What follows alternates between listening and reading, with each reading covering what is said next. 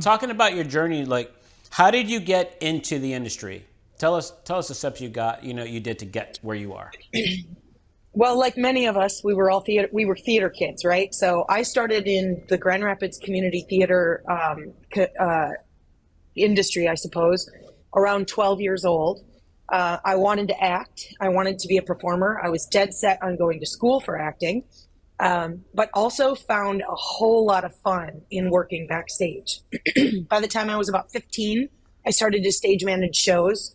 And in theater, stage managing is also a little bit like show calling in the corporate industry. So you get that deck manager / show caller skill set. And I was doing it as a sophomore in high school. By the time I was a senior, I was doing some larger shows as the stage manager for Grand Rapids Civic Theater. And shortly after I turned 18, I was stage managing Sweeney Todd. And the lighting designer, his name is Keith Oberfeld. Many people might know who he is in this industry. He approached me and said, "Have you ever thought about doing corporate work?" And I was like, "What's corporate work?" Right. And he said, "Well, it's this." He kind of looked at all the lighting and he went, "Well, it's this. You just make a lot more money." And I was like, "And where's the sign-up sheet for that?" Absolutely. So it's so funny how so many of us don't know what corporate work is in the beginning of our career. Right. So he started bringing me on the road shortly after that as a deck manager or a PA or whatever role he could find for me. And then from there, I gained a few more mentors. Mike Golding is another one.